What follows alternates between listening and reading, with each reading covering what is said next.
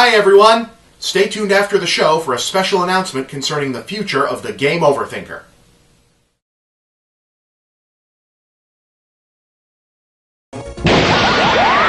No!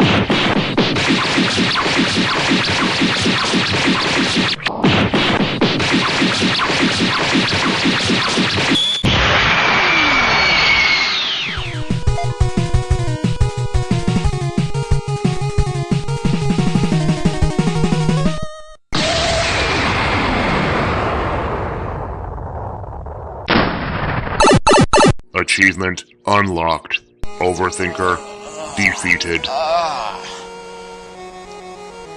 Okay. You take this one.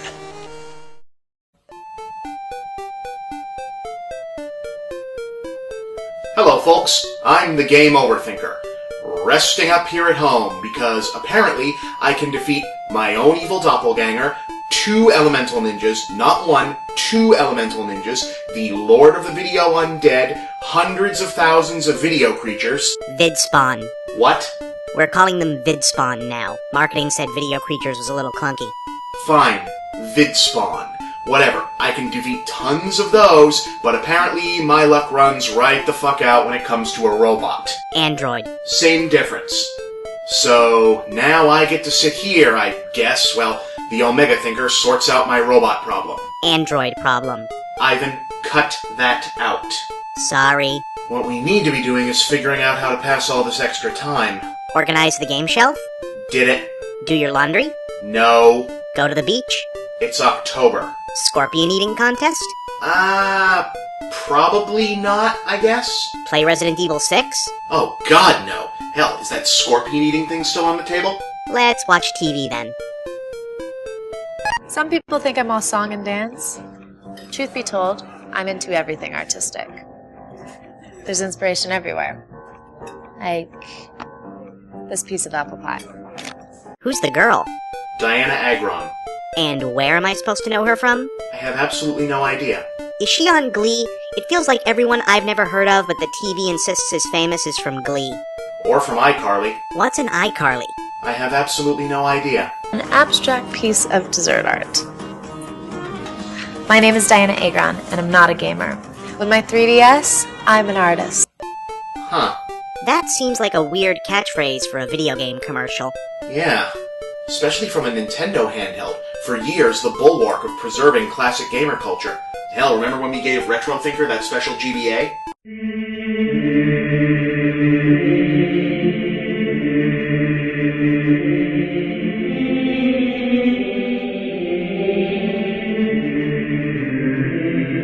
Well, I suppose there's nothing wrong with making an ad aimed at non-gamers. I guess. I mean, especially since that game they're advertising really isn't a game in the traditional sense. It's, appropriate, I guess. Are there any other ads? I don't know. Let's see. Oh, sweet! My name is Gabrielle Douglas, and I am not a gamer. With my 3DS, I'm a coin-collecting champion. What? But that's... That's New Super Mario Bros. 2. But New Super Mario Bros. 2 is a game. I mean, it's like the most game-ish game you can make. It's a 2D Nintendo-exclusive platformer, based around a character universally recognized as being synonymous with gaming. That makes near-constant reference to a 23-year-old NES game. If you look up game in the dictionary, there's a picture of that next to it.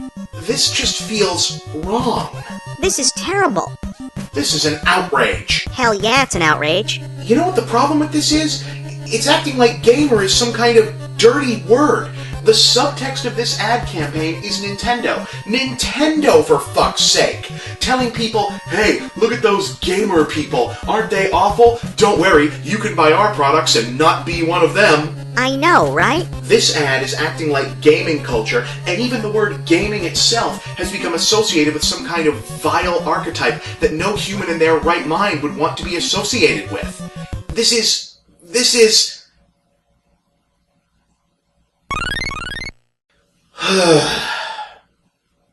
This actually makes a lot of sense. Say what? Roll the credits, Ivan. I'll explain.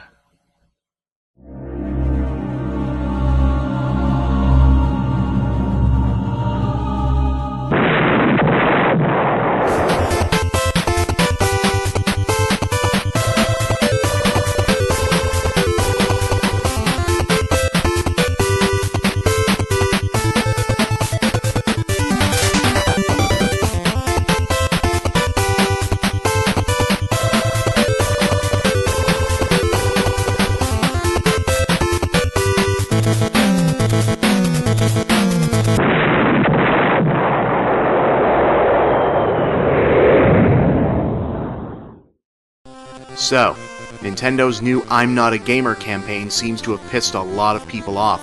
It almost feels designed to, featuring as it does spokespeople from backgrounds considered to be outside the traditional gaming demographic, essentially declaring that they play games but don't consider themselves to be part of what's currently labeled gaming culture or the gamer community, and then inviting others to come and do the same.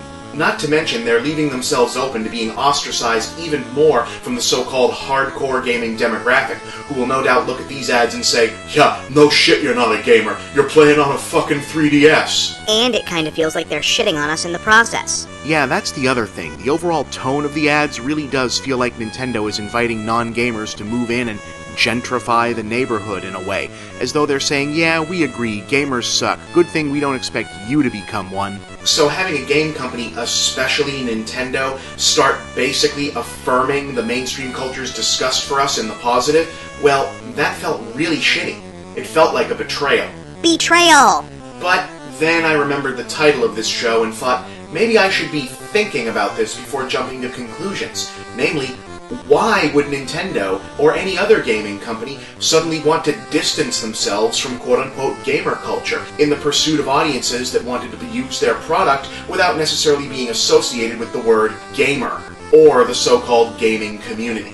Well, it's good business for one thing. Part of the on-demand info revolution is that not everything requires a major investment of time or experience to get into anymore. It doesn't take a crash course in gaming lore to get into most games now, and letting consumers know you're part of that scene is something that a company that wants to stay in business would be crazy not to do. So it's okay because it's obviously a cynical marketing exercise? Partly yes, but this also got me to do some introspective pondering. This never ends well. Honestly, guys, it feels like we're ignoring the bigger question here. Why would people who want to play games not necessarily want to be associated with the label gamer? These commercials aren't creating a stigma around the word, they're responding to one. Having been part of this culture for so long, I sometimes forget how different it looks from the outside. I know that gamers are a diverse and overwhelmingly decent, positive bunch of people. Sure, we have our bad apples, sometimes whole trees of them in fact, but there's so much more than that. There's the vibrant creative community that grew up around Minecraft, the modding culture swirling around Skyrim, the stalwart archivists of the retro gaming scene, the bleeding edge of the indie movement, and that's apart from the sincere outpourings of charity and community spirit seen in events like Child's Play, Desert Bus, and the exploding potential of gaming Kickstarters. Yeah, we are pretty great. Ivan, my point is, as much as I've constructively criticized gaming culture over the years, I've always been in your corner, and I know that the gamer culture is a great bunch of people, for the most part. Now, no subculture gets to decide 100% how it's viewed by the rest of the popular culture. Just ask the bronies. Ask us what? I had assumed we were universally beloved in all corners. What haven't I heard? We'll talk about that later. Where was I? Oh, right. No subculture gets to be 100% in charge of how they're perceived by the outside world, but gaming has done a remarkably bad job of presenting itself to the world at large during this time of ascendancy. Maybe it's because we've been in the shadows for so long, or maybe it's because the games that were leading the charge into the broader culture weren't necessarily material that longtime devotees were interested in from the beginning. But whatever it was, at the precise moment in the midpoint of this now-ending 7th generation of consoles, when the Sauron-like eye of mainstream culture finally focused all of its light upon us, we basically allowed all the responsibility for crafting our image to be snapped up by G4, Spike TV, Mountain Dew, and Xbox Live. Gaming has never been bigger, but this is the image of gamers that we've allowed to be presented to the wider culture. Why would anyone want to be associated with that? Well, what were we supposed to do?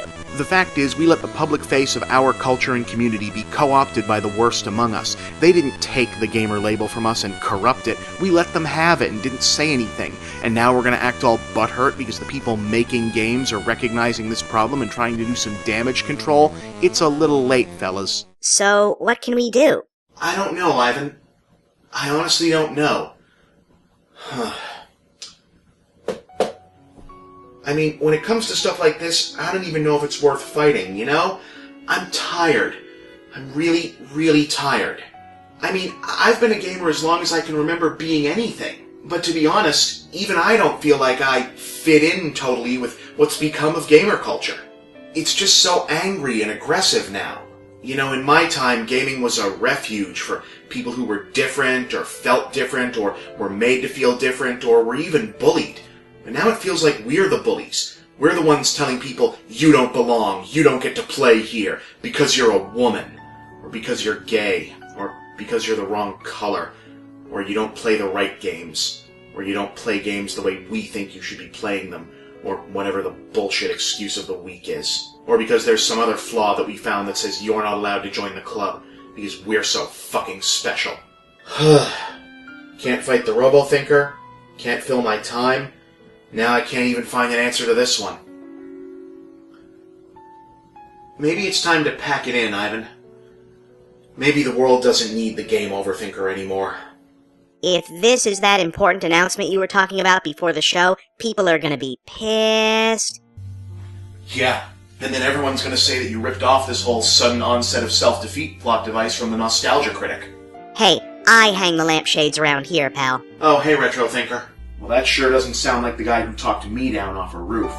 I just don't know if I belong here anymore. You know, dude, when I first came out of cryostasis, I had a little trouble fitting in myself. You had a psychotic break about Sonic the Hedgehog. You sold your soul to what I think still might have been a demon of some kind by your description. You turned yourself into the Lord of the Video Undead Necro Thinker. You raised an army of video zombies. You tried to blow up Activision, Zynga, and I'm assuming some people that maybe didn't have it coming. Yeah, I really enjoyed that arc. I hope this Robo-Thinker business ends up carrying the same level of thematic resonance. That's not a little trouble. That's the opposite of a little trouble. Dude, the point is, I found a way to deal with it, and so will you. I blew up your headquarters, engaged you in a sword fight, set you on fire, froze you, took your magic stone away, and then you got better. Well, whatever you decide to do, I just hope you think about it first. Huh. He's right. I shouldn't be moping about this. I should be trying to find an answer. Well, then what's the answer? You know, maybe it's that it just doesn't matter anymore. What doesn't? Gamer. I mean, what does it matter? Gamer, not a gamer, hardcore, casual. Who fucking cares at this point? What the hell does gamer even mean? I don't follow. We started calling ourselves gamers because we needed to describe a hobby that not everyone was into. Well, now that's no longer the case. It feels like everyone is playing games now, or at least wants to be, and I'm not just talking about everyone and their mother having a Wii, a 360, or a PS3 in the house somewhere. Damn near everyone is on Facebook at this point, and games are a big part of that experience. And almost everybody's smartphone has at least one game in there somewhere. And let's not even get started on that gamification stuff. Yeah, that does kind of go without saying. No, I mean, let's just not get started on it. I'm so sick of hearing about that all the fucking time. My point is, gamer was only ever supposed to describe a person who played video games. Well, now that's pretty much everybody. And if everybody is a gamer... Then nobody is a gamer? Sort of, yeah. I mean, there will always be subsections and cliques and whatever else, and I'll still use the word for shorthand. It just doesn't need to be the defining thing about you. Yeah, I'm a gamer. Well, great, so is everybody. What else are you? I mean, do I still count as a gamer, or am I just a guy who likes video games? I don't really care. And we don't need to make a thing out of people who want to enjoy the culture but don't necessarily want the label. It's the dawn of a new age, sir. Something like that, yeah. Should we, cut away and check in on how Omega Thinker is doing with that whole battle thing? Yeah, let's do that.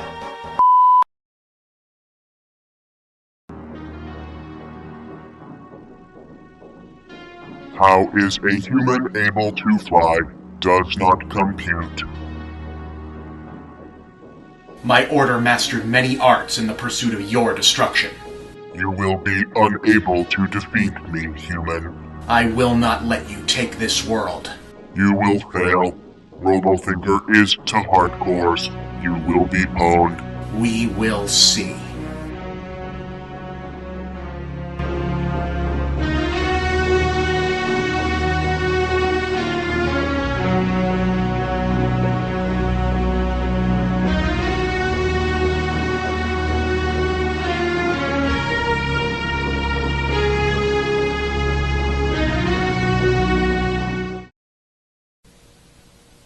Hi guys, I'm Bob Chipman. You might know me as Movie Bob, and I'm the creator and star of the game OverThinker. And I'm here to give you that special announcement that I mentioned at the beginning of the show, in front of this same blank green screen. You might have gotten the idea that something special and interesting was up with this week's episode, thematically. And yeah, there kind of is. As it turns out, this is going to be the last episode of the game OverThinker to air on Screw Attack. I know, don't freak out, it's all going to make sense in a minute, it's really not that bad, it's actually kind of cool. Okay, so why is this the final time the game OverThinker is going to have a new episode on Screw Attack? Well, the web has changed, basically. This show's been going for a while, and the nature of the way shows are presented on the web and what sites show what kind of content best has moved around. The Game OverThinker is an unusual show. It's evolved to be an even more unusual show, and unlike a lot of web series that are sort of, short, to the point, sketch, get right to it, it's more of a long-form show. It changes in tone. It has multiple levels and segments to it. It's really more like a conventional TV show than a short web series. Now, I'm very proud of both what the Game OverThinker has been, what it's become, and what it will grow into. But I also recognize that not every outlet is exactly the right fit for every show. I want to deliver content that is good for Screw Attack, and I also want the Game OverThinker to blossom on its own.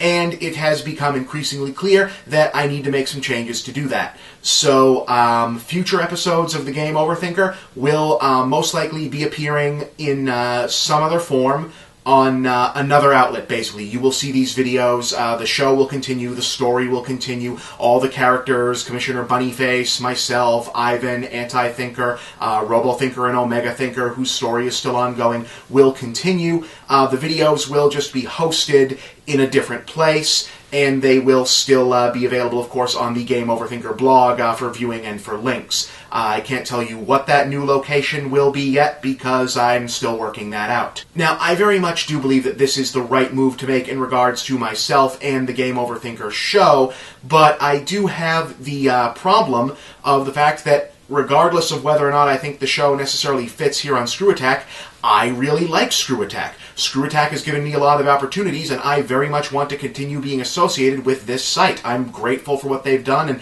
they're great people to work with. And also, I know there are a lot of G1 fans, who I also have to thank for my success, by the way, who signed up for the Advantage program in order to watch a show from me. And I certainly don't want to leave those guys high and dry. So what am I going to do to work that out? Well, the answer is, the Game OverThinker, as in the show you just watched with the continuing story and the big, long, in-depth, philosophical, I guess, commentary right in the middle. God, that sounded pretentious. But the Game OverThinker, as you've known it these last few years, is going to move to a new location, though I certainly think we'll still maintain a good, solid relationship with Screw Attack. An entirely new show, yet to be named, but I can describe it to you, will now take the Game OverThinker's place right here in this slot on Screw Attack.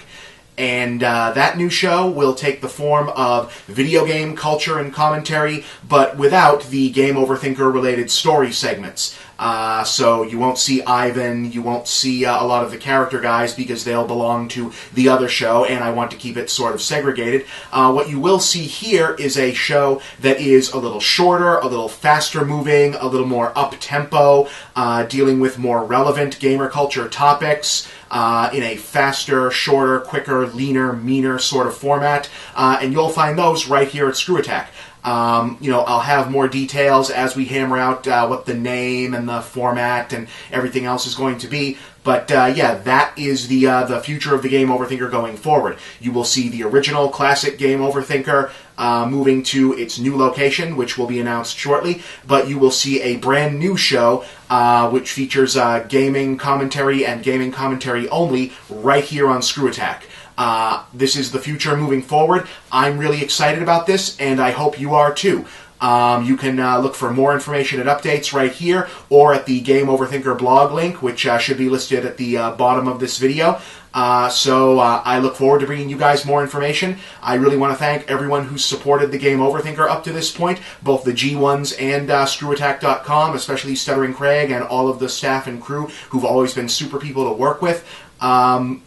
Forward into the future, guys. It's going to be very exciting, and I can't wait to show you more of it.